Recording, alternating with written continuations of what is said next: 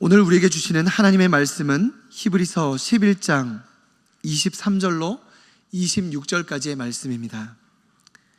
히브리서 11장 23절로 26절까지의 말씀, 신약성경 366면쯤에 있습니다.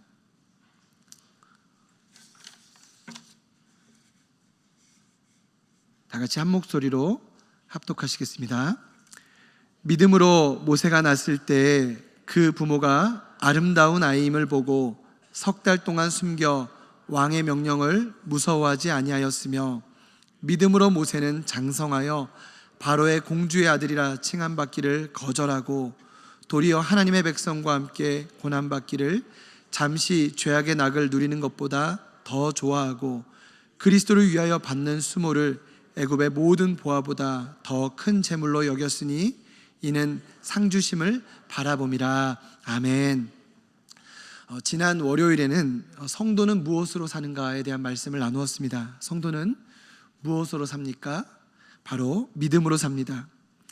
우리는 죄악으로 가득한 세상 한복판에 살아가고 있기 때문에 고난과 어려움을 피할 수 없습니다. 그러나 하나님이 나를 사랑하신다는 것과 또 그분의 말씀은 반드시 성취된다는 것을 믿어야 합니다.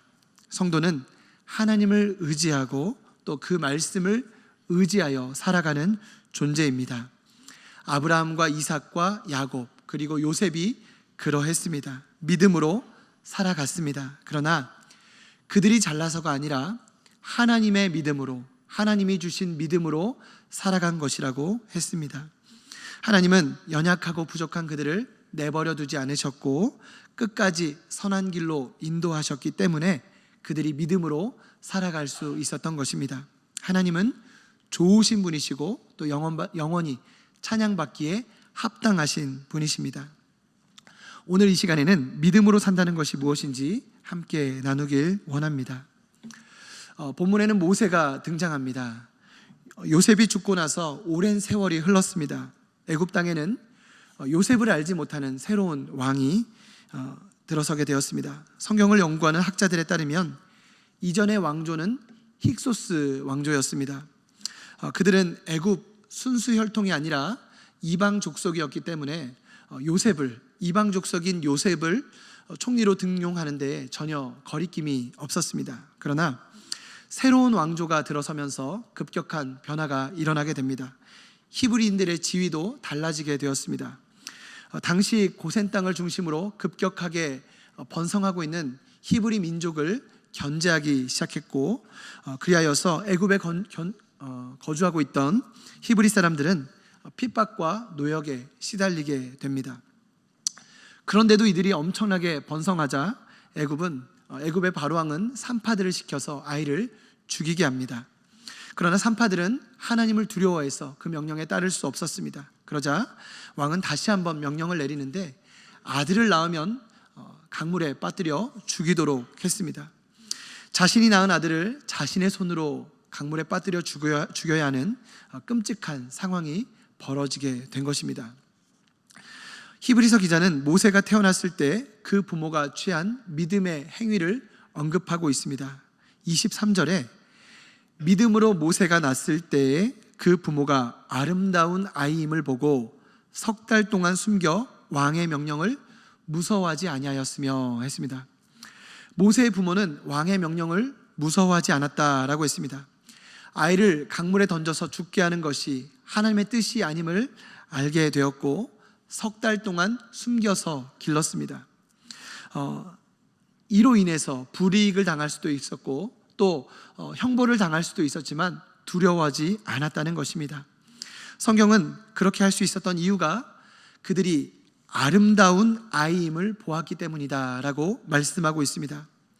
우리는 이것을 외모에 대한 표현으로 생각하기 쉽지만 히브리인들의 생각은 우리와 달랐습니다. 그래서 예쁘다, 아름답다, 잘생겼다 라고 하면 총체적인 면을 떠올립니다. 그 아이에게서 평범하지 않은 것, 뭔가 비상한 것을 발견했다는 것입니다. 그 아이를 볼 때에 왠지 이 아이를 죽게 만들면 안 될 것 같은 그런 마음을 갖게 되었다는 것입니다. 그래서 이 아이에게서 하나님이 뭔가 뜻이 있다는 것을 발견하고 아이를 살려야만 할 것 같은 그런 강한 마음을 갖게 되었다는 것입니다. 그래서 엄청난 모험을 감행하게 된 것입니다. 그런 그들에게 믿음으로라는 단어가 붙게 되었습니다. 그러나 석 달쯤 지나게 되자 더 이상 아이를 양육할 수 없는 그런 상황이 되었습니다. 그리하여 어쩔 수 없이 누군가에 의해서 양육되기를 바라는 마음으로 갈대 상자에 담아서 그 안에 역청과 나무지은을 발라서 아이를 강가에 띄워 보내게 됩니다. 상자는 강물을 타고 떠내려 가다가 하필이면 바로의 딸이 공주가 목욕하는 장소에 이르게 되었습니다. 원수의 소나기에 들어간 것입니다. 이제 다 끝났다 싶었을 것입니다. 어찌하여 3달 동안은 우리가 숨겨서 키웠지만 결국 원수의 손에 죽는구나 절망했을지도 모릅니다. 그런데 그 순간 하나님께서 공주의 마음을 주장하셔서 히브리 사람의 아이라는 것을 알고도 긍휼한 마음이 올라왔습니다. 그래서 직접 그 아이를 키우겠다고 결심하게 됩니다. 그리고 그 순간 어떤 용기가 생겼는지 모세의 누이가 나타나서 기지를 발휘해서 아이의 어머니를 유모로 추천하게 되었고, 그 이야기를 들은 공주가 수락해 주었으며, 그리하여 모세는 공주의 보호를 받으면서 어머니의 품 안에서 자라게 된 것입니다. 놀랍지 않습니까? 어쩌면 일이 이렇게 순조롭게 진행이 될 수가 있습니까? 모든 것이 하나님의 주권과 섭리 아래 이루어졌음을 깨닫게 됩니다. 이 일을 통해서 모세의 부모는 아이를 향한 부르심을 확신하게 되었을 것이고, 하나님께서 이 아이를 통해서 정말 뭔가 위대한 일을 하시겠구나라는 그러한 확신을 갖게 되었을 것입니다. 당시 애굽은 세계 최강대국이었습니다. 모든 문화가 발달된 곳이었고 부귀 영화를 누릴 수 있는 곳이었습니다. 그런 곳에서 모세가 공주의 아들로 자라면서도 히브리인으로서의 정체성을 잃지 않을 수 있었던 것은 부모에게서 받은 신앙의 영향을 무시할 수 없을 것입니다. 부모는 자녀에게 아름다운 신앙의 유산을 물려줘야 합니다. 자녀는 내 소유가 아닙니다. 자녀는 하나님께서 잠시 나에게 맡겨주신 손님입니다.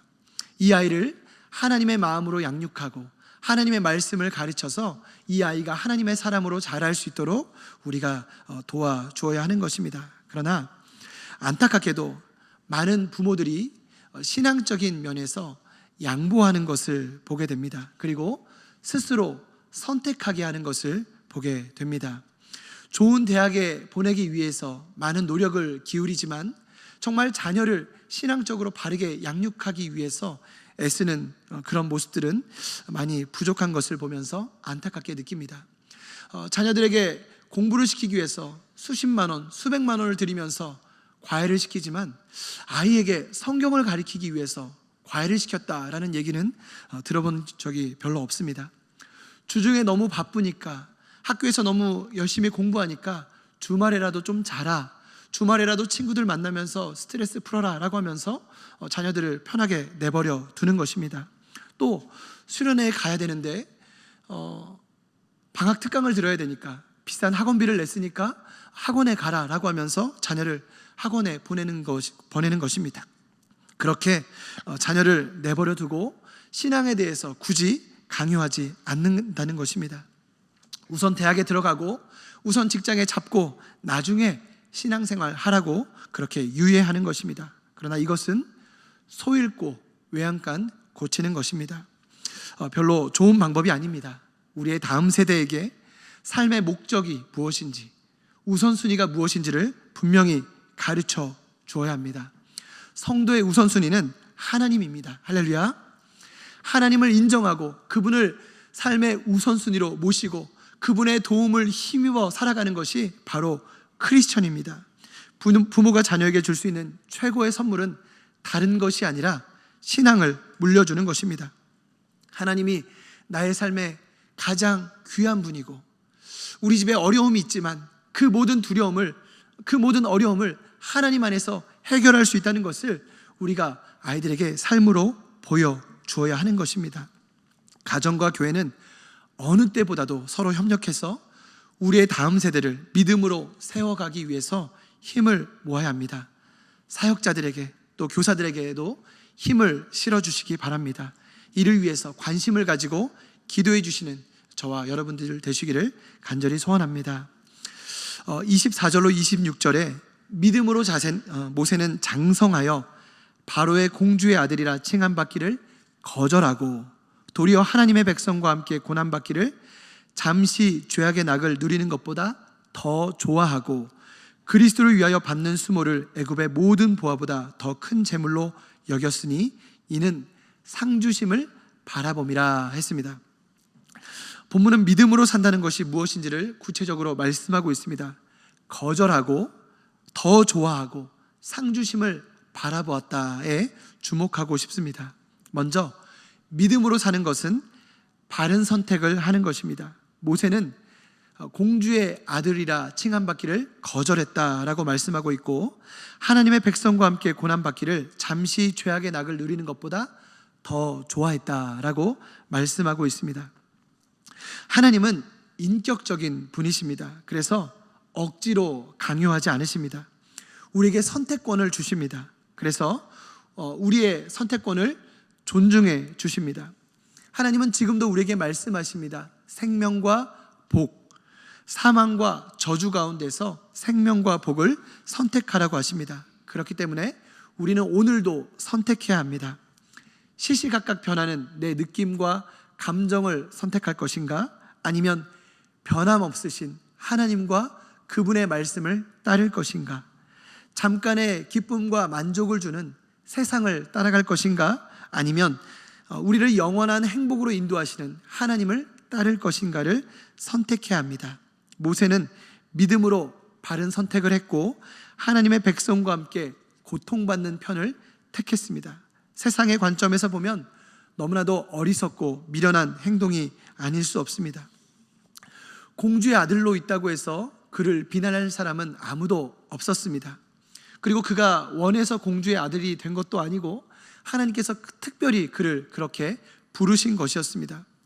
그런데 모세는 왕자로서의 부르심과 왕자로서의 신분 그리고 그 특권을 포기했습니다. 그 이유는 동족 히브리 사람들을 섬기기 위함이었습니다. 부유함과 높아짐을 선호하는 세상입니다. 그런데 모세는 그 모든 것을 포기했다는 것입니다. 많은 사람들이 부와 명예를 추구하고 더 높은 자리에 오르기를 소망합니다. 그러나 우리는 더 낮아지고 더 포기하고 더 내려놓을 수 있어야 합니다. 사단은 더 많이 가져야 한다고 말하고 더 높은 자리에 올라야 한다고 말합니다. 그래야 힘이 생기고 그래야 영향력이 생긴다고 말합니다. 그러나 우리는 속지 말아야 합니다. 오히려 낮아질 때 하나님의 높여지심을 경험하게 됩니다. 포기할 때 하나님의 일하심을 경험하게 됩니다. 내려놓을 때 하나님의 채워주심을 경험하게 되는 것입니다. 바른 선택을 한 모세에게 찾아온 것은 영광이 아니라 고난이었습니다. 쫓기는 신세가 되었습니다. 그런데 성경은 그가 즐거워했다, 기뻐했다라고 말씀하고 있습니다. 잠시 죄악의 낙을 누리는 것보다 하나님의 백성과 함께 고난받기를 더 기뻐했다라고 말씀합니다. 물론 세상에서 누리는 즐거움이 무조건 나쁘다고 할 수는 없습니다. 하나님은 우리가 행복하기를 원하시기 때문입니다. 하나님의 자녀인 우리가 기쁘게 살기를 원하시기 때문입니다. 그래서 때로는 여행도 가야 하고 때로는 쉼도 누려야 합니다. 맛있는 음식도 먹고 즐겁게 살아야 합니다. 하나님은 우리가 지치고 탈진할 때까지 죽도록 일하라고 하지 않으셨습니다. 우리를 부려먹기 위해서 부르신 것도 아닙니다. 하나님 우리를 너무나도 사랑하시고 우리와 친밀한 교제를 원하십니다. 그분 안에서 기뻐하고 만족을 누리기를 원하십니다. 그런데 우리가 한 가지 기억해야 할 것은 우리의 본성 자체가 변질되기 쉽다는 것입니다. 하나님이 주신 자유를 정말 그렇게 선하게 사용하는 것이 아니라 우리가 그것을 나쁘게 사용할 때가 많다는 것입니다. 자유를 방종으로 그렇게 만들 때가 많다는 것입니다. 그래서 사명을 따라 살지 않고 우리가 기쁨과 쾌락을 쫓아가다 보면 죄의 유혹에 빠지게 되고 결국 하나님의 마음을 아프게 하고 좋은 목적으로 시작했다가도 나쁘게 맞춰지는 경우가 많기 때문에 우리는 이 자유가 방종이 되지 않도록 늘 말씀의 자리, 기도의 자리를 사모해야 하는 것입니다. 바른 선택을 한 모세에게는 부당한 대우가 따랐습니다. 사람은 누구나 인정받기를 좋아합니다. 남들이 나를 알아주기를 기대합니다. 대접받기 싫어하는 사람이 어디 있겠습니까? 예전에 태국에서 사역을 한 적이 있습니다. 3년 정도 태국에 살았습니다. 비행기를 탔는데 거기에 보면 직업에 전도사라든지 선교사라고 쓸 때가 있었습니다. 그런데 어떤 승무원이 그것을 보고 살짝 와서 자리가 남는다고 하면서 앞으로 이렇게 옮겨주는 것이었습니다. 굉장히 기분이 좋았습니다. 좋은 자리로 옮겨주니까. 이렇게 사람은 누구나 대우해주면, 알아주면 기뻐하고 좋아합니다. 정당한 대우를 받지 못하면 불쾌하고 마음이 힘들어집니다. 태국에 살면서 좋은 점도 많았지만 나쁜 점도 있었습니다. 우리나라는 정말 좋은 나라입니다. 우리나라 살면, 외국에 살면 애국자가 된다고 말하잖아요. 정말 그렇습니다. 우리나라처럼 서비스가 좋고 우리나라처럼 친절한 나라는 정말 많지 않은 것 같습니다. 길을 가다가 경찰이 차를 세웁니다. 그리고 이유도 없이 신호를 위반한 것도 아닌데 붙잡아 놓습니다. 돈을 달라는 것입니다. 돈을 주면 보내주고 돈을 주지 않으면 보내주지 않습니다. 그런 나라가 태국입니다. 또 한 번은 이민국에서 비자를 받기 위해서 기다리는데 제 실수가 아니라 직원의 실수였습니다. 이민국 직원의 실수로 인해서 비자가 뭔가 잘못됐고 저에게 벌금 40만 원이 나왔습니다. 그런데 하소연할 수도 없고 따질 수도 없습니다. 제가 외국인 신분으로서 화를 내고 따지게 되면 스탬프를 찍어주지 않으면 그만입니다. 그냥 추방되는 것입니다. 그래서 억울해도 벌금을 내야 했습니다. 이처럼 사람들은 부당한 대우를 싫어합니다. 불편한 일들을 겪으면 견디질 못합니다. 그러나 우리 주님은 어떤 대우를 받으셨습니까? 존귀하신 하나님의 아들께서 친히 인간의 몸을 입고 이 땅에 오셨는데 누구 하나 알아주지 않았습니다. 그분은 황제의 아들로 오지 않으셨고 귀족으로 오지 않으셨고 정말 마국간 말구유에서 냄새나는 말밥통 위에 누이셨습니다. 가난한 목수의 아들로 오셨습니다. 하늘 영광 다 버리고 오셨는데 누구 하나 알아주지 않았고 오히려 멸시와 천대를 받으셨습니다. 우리가 이것만 제대로 묵상해도 정말 세상에서 좋은 대우를 받으려는 그런 생각은 버려야 한다는 것을 알 수 있습니다. 다음으로 믿음으로 산다는 것은 바라보는 것입니다. 보이지 않는 하나님과 그분의 나라를 바라보는 것입니다. 26절에 그리스도를 위하여 받는 수모를 애굽의 모든 보화보다 더 큰 재물로 여겼으니 이는 상주심을 바라봄이라 했습니다.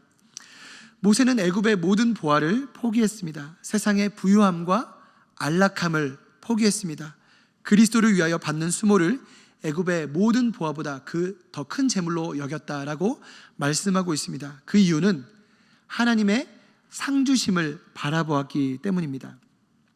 하나님은 어떤 분이십니까? 히브리서 11장 6절에 믿음이 없이는 하나님을 기쁘시게 하지 못하나니 하나님께 나아가는 자는 반드시 그가 계신 것과 또한 그가 자기를 찾는 자들에게 상주심을 믿어야 할지니라 했습니다. 하나님은 그분이 계시다는 것을 알고 그분께로 나아가는 자에게 상 주시는 분이십니다. 할렐루야.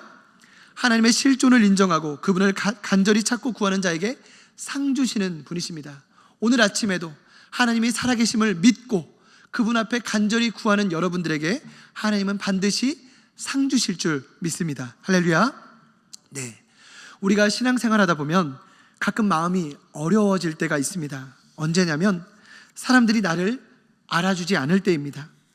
나의 선한 의도를 오해할 때입니다. 나는 그럴 때 우리는 생각해 보아야 합니다. 나는 지금 누구를 위해 헌신하고 있는가?